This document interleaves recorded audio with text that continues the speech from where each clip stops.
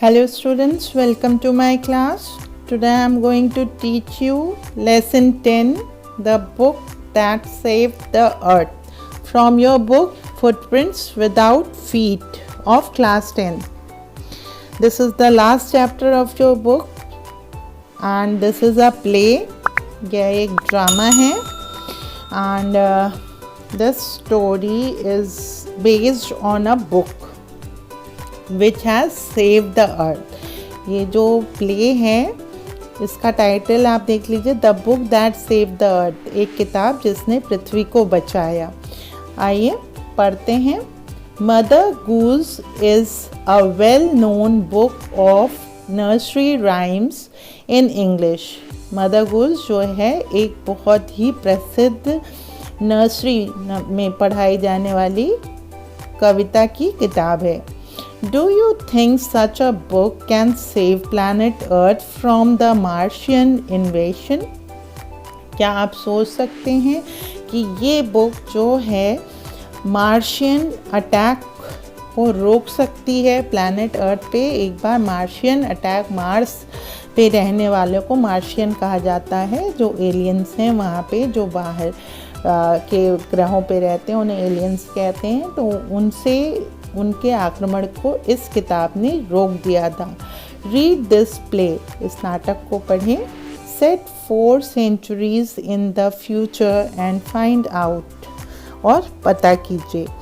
आइए तो पहले हम लोग कैरेक्टर्स को जान लेते हैं। यहाँ पर हिस्टोरियन है, हिस्टोरियन ह्यूमन बीइंग है जो कि कहानी सुना रही है। Great and mighty think tank, तो great and mighty think tank कौन है? एलियन है जो कि मार्स के जो हैं राजा हैं, कैप्टन है वो, ठीक है। अप्रेंटिस नूडल, प्रैक्टिस करने वाले वहाँ पे एक नूडल है, नूडल उनकी सहायिका है। कैप्टन ओमेगा है, लेफ्टिनेंट इयोटा है, सार्जेंट ऊप है एंड ऑफ स्टेज वॉइस है। ये कैरेक्टर्स हैं। तो एक ही खाली अर्थ की जो है वो स्टोरियन है, ह्यूमन बीइंग है, बाकी सारे जो कैरेक्टर्स हैं वो एलियन हैं। ओके, एंड टाइम जो है, यहाँ जो टाइम बताया गया है वो जो है वो है 25th सेंचुरी। जो हिस्टोरियन आपको कहानी सुना रही है वो 25th मीन्स फ्यूचर की, हम लोग 21st सेंचुरी में रह रहे हैं, वो 25th सेंचुरी की में हैं और उस समय ये बात बता रही हैं। और प्लेस क्या है? The museum of ancient history, department of 20th century of the planet earth. और प्लेस कौन सा है? म्यूज़ियम ऑफ एंशिएंट हिस्ट्री है, department of the 20th century the planet of earth, पृथ्वी का 20th सेंचुरी का ये म्यूज़ियम है, ठीक है। बिफोर राइज, बिफोर राइज का यहाँ पर मतलब है कर्टेन, उठने से पहले, पर्दा उठने से पहले। Spotlight shines on historian who is sitting at a table down right on which is a movie projector, a sign of an easel beside her reads।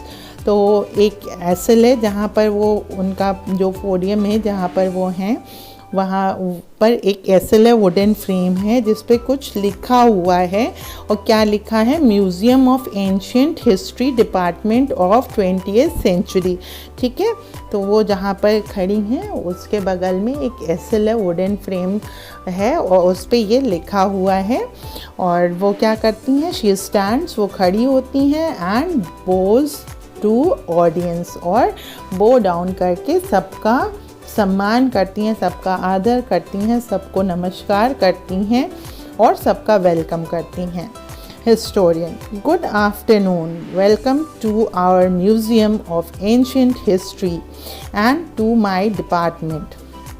वो सबका वेलकम करती हैं और अपने म्यूज़ियम में सबका स्वागत करती हैं। Curiosities of the good old far of 20th century, और कहती हैं सभी को क्यूरियोसिटी होगी, जिज्ञासा होगी इस 20th सेंचुरी के म्यूज़ियम के बारे में। The 20th century is often called the era of book, और 20th सेंचुरी को एरा ऑफ बुक्स कहते हैं क्योंकि इस ज़माने में, इस एरा में किसी भी टॉपिक पे बुक्स मिल जाती थी। लेकिन 25th सेंचुरी में जो जबकि हिस्टोरियन बात कर रही हैं, जब हैं वो, उस ज़माने में बुक्स नहीं होती थी। टेक्नोलॉजी इतनी आगे बढ़ चुकी थी कि बुक्स नहीं यूज़ होती थी। तो 20th सेंचुरी को एरा ऑफ बुक्स इसीलिए कहा जाता है कि हर टॉपिक पे बुक्स मिल जाती थी। In those days there were books about everything from anteaters to Zulus. अब उस ज़माने में 20th सेंचुरी में एंट ईटर से लेकर जुलूस एक क्या है, ट्राइब है, ठीक है। तो उस ट्राइब के बारे में, एंट ईटर्स से लेकर ट्राइब्स के बारे में, किसी भी छोटी से छोटी चीज़ों के बारे में बुक्स मिल जाया करती थी। Books taught people how to and when to and where to and why to. मतलब हर चीज़ बुक्स सिखाती थी लोगों को, कैसे करना है, कब करना है, कहाँ करना है और क्यों करना है, सारी चीज़ें बुक्स सिखाती थी। They illustrated, educated, punctuated and even decorate. वो इलस्ट्रेट भी करती थी, एजुकेट भी करती थी, पंक्चुएट भी करती थी और डेकोरेशन के काम में भी आती थी। But the strangest thing a book ever did was to save the earth। और सबसे अचंभित कर देने वाली चीज़ जो बुक ने की है वो थी कि एक किताब ने पृथ्वी को बचा लिया। You haven't heard about the Martian invasion of 2040। आपने शायद नहीं सुना होगा कि मार्शियन अटैक हुआ था 2040 में। दुखी मतलब थोड़ा सा इमोशंस के साथ वो कहती हैं, what do they teach children nowadays. आजकल क्या पढ़ाया जाता है बच्चों को? Well, you know the इन्वेशन never really happened because a single book stopped. और आपको पता है वो इन्वेशन हुआ ही नहीं, वो आक्रमण और वो इन्वेशन जो था वो हो ही नहीं पाया क्योंकि उसे एक सिंगल बुक ने क्या कर दिया, उसे स्टॉप कर दिया, उसे रोक दिया, उसको नहीं होने दिया। क्यों? क्योंकि उस बुक में कुछ ऐसा था कि वो इन्वेशन नहीं हो पाया। What was the book you ask? वो बुक जिसके बारे में आप पूछ रहे हैं वो क्या थी? A novel encyclopedia? क्या वो एक नॉवल इंसाइक्लोपीडिया थी? A tome about rocket and missiles? A sacred files from outer space? No, it was none of those। वो ऐसी कोई भी बुक नहीं थी, ना ही वो इंसाइक्लोपीडिया थी, ना ही वो रॉकेट और मिसाइल के बारे में थी, ना ही आउटर स्पेस के बारे में थी। वो ऐसी कोई बुक नहीं थी। It was but here let me turn on the historicoscope. Historian जो हैं वो कह रही हैं, यहाँ पर उन्होंने बात को रोक दिया, उन्होंने बुक के बारे में नहीं बताया। उन्होंने कहा लाइए मैं हिस्टोरिकोस्कोप को ऑन करती हूँ and show you what happened mainly centuries ago. और आइए मैं दिखाती हूँ इस टेलीस्कोप, इस प्रोजेक्टर की मदद से आपको कि 2040 में क्या हुआ था। She turn on projector and points it left, और लेफ्ट की तरफ घुमा देती हैं, दिखाती हैं। Spotlight on historian goes out. अब इस जो स्पॉटलाइट है वो हिस्टोरियन से हट जाता है and comes up down left on the think tank who is seated on a raised box. अब वो थिंक टैंक, अभी हमने आपको कैरेक्टर्स में बताया था, थिंक टैंक मार्शियन कैप्टन है, सबसे मतलब बड़ा कैप्टन है मार्शियन का। He is the king and who is seated on a box, arms folded, हाथ मुड़े हुए हैं। He has a huge egg-shaped head, और उसका जो सर है वो काफ़ी बड़ा है, और वो कैसा है, अंडेकार में है, एग शेप में है। हम्टी डम्टी आप लोग ने अगर पोम पढ़ी हो, बिल्कुल उसी जैसा दिखने में ये थिंक टैंक है। तो एग शेप का उसका हेड है, and he wears a long robe decorated with stars and circles. तो उसने लंबी सी एक रॉब पहन रखी है, कपड़ा पहन रखा है, और वो जो है डेकोरेटेड है किससे, स्टार्स और सर्कल से, सुंदर से मतलब चमकदार चीज़ों से वो डेकोरेटेड है। Apprentice noodle stands beside him at an elaborate switchboard. A sign on an easel reads. अब अप्रेंटिस जो प्रैक्टिस करती हैं नूडल, वो खड़ी है, और वहाँ पे भी एक वुडन फ्रेम है, और उस पर कुछ लिखा हुआ है। A sign on easel reads. क्या लिखा है, Mars Space Control, Great and Mighty Think Tank Commander in Chief, बो लो बिफोर एंट्रिंग। अब यहाँ पर देख लीजिए क्या है कि थिंक टैंक के बारे में लिखा हुआ है, और क्या है, मार्स स्पेस कंट्रोल सेंटर है, और नीचे सबसे लिखा हुआ है कि बो लो बिफोर एंट्रिंग। इसका ये मतलब है कि थिंक टैंक बहुत ही अड़ियल घमंडी किस्म का कमांडर इन चीफ है। नूडल बोइंग झुकते हुए, Oh great and mighty think tank, most powerful and intelligent creature in the whole universe, what are your orders? Noodle बो करती हैं, उनको झुक कर रिस्पेक्ट देती हैं, और रिस्पेक्ट देते हुए कहती हैं कि O great and mighty think tank, आप बहुत पावरफुल हैं, आप बहुत इंटेलिजेंट हैं, बहुत ही ताकतवर हैं, बहुत ही बुद्धिमान हैं, और पूरे यूनिवर्स में आप जैसा कोई नहीं है। आपके क्या ऑर्डर्स हैं? थिंक टैंक पेविशली, मतलब गुस्से में, मतलब इरिटेट होते हुए, you left out part of my salutation apprentice noodle, go over the whole thing again. कहते हैं कि जो तुमने मुझे सैल्यूटेशन, सम्मान जो देना चाहिए वो सम्मान नहीं दिया है, तो इसलिए फिर से तुम मेरा आदर करो, फिर से सम्मान करो, जो भी तुमने बोला है वो फिर से दोहराओ। Noodle, it shall be done sir, ये किया जाएगा sir, in a singing song. अब वो सॉन्ग की तरह गा कर कहती हैं, O great and mighty think tank, ruler of Mars and her 2 moons, most powerful and intelligent creature in the whole universe, what are your orders? अब वो इस तरीके से उनको प्रेज करती हैं कि O great mighty think tank, Mars के 2 चंद्रमाओं पर राज करने वाले, most powerful, most intelligent creature of the universe, आपके क्या आदेश हैं? Think tank, that's better Noodle, I wish to be placed in communication with our manned space probe to that ridiculous little planet we are going to put under our generous rulership. What do they call it again?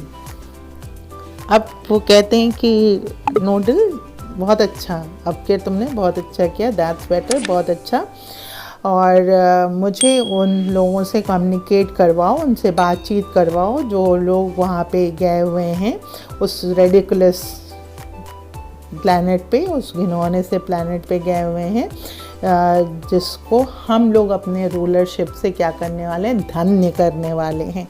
हम लोग उसको धन्य कर देंगे अपने rulership से। ज़रा उसका नाम बताओ, उस तुच्छ से प्लैनेट का क्या नाम है? नूडल, अर्थ योर इंटेलिजेंस, कहते हैं माशा ना, उसे अर्थ कहते हैं। अर्थ, of course, you see how insignificant the place is, but first something important, my mirror, I wish to consult my mirror। Think tank कहते हैं हाँ, अर्थ है उसका नाम, और कितना इनसिग्निफिकेंट है, लेकिन कुछ बहुत इम्पोर्टेंट करना है मुझे, और मेरा मिरर मंगाओ, मुझे पहले अपने मिरर से कुछ कंसल्ट करना है, कुछ पूछना है। Noodle, it shall be done sir, he hands think tank a mirror. जो नूडल हैं वो क्या करते हैं, वो मिरर हैंड ओवर करते हैं किसको, थिंक टैंक को। Think tank, mirror, mirror in my hand, who is the most fantastically intellectually gifted being in the land। अब ये अगर आप को याद हो snow white and seven drops, उसमें भी जो विकेड क्वीन है वो अपने मिरर से पूछती है, mirror mirror on the wall, who is the fairest of them all. तो मिरर वहाँ पे जवाब देता है। तो यहाँ पे भी ऐसा ही कुछ मैजिकल मिरर है इनके पास, और वो मिरर से पूछ रहे हैं, थिंक टैंक मिरर से पूछ रहे हैं कि कौन सबसे फैंटास्टिक है और कौन सबसे इंटेलिजेंट है इस लैंड पे, इस दुनिया में। ऑफ स्टेज से, अब मिरर जो उनके हाथ में है वो कोई कैरेक्टर नहीं है, उसमें से कोई दिख नहीं रहा है, वो नहीं बोलता। ऑफ स्टेज से एक आवाज़ आती है, पीछे से एक आवाज़ आती है, आफ्टर अ पॉज, एक गैप के बाद, यू सर, आप sir. Think tank, smacking mirror, quicker, answer quicker next time, I hate a slow mirror। He admires himself in the mirror, ah, there I am, are we Martians not a handsome race, so much more attractive than those ugly earthlings with their tiny heads। Noodle, you keep on exercising your mind, and someday you will have a balloon brain just like mine। अब वो smacking करते हैं mirror को, smacking का मतलब होता है किस करते हैं मिरर को, और कहते हैं जल्दी जवाब दिया करो, मुझे स्लो मिरर्स नहीं पसंद है, मुझे नफ़रत है स्लो मिरर से।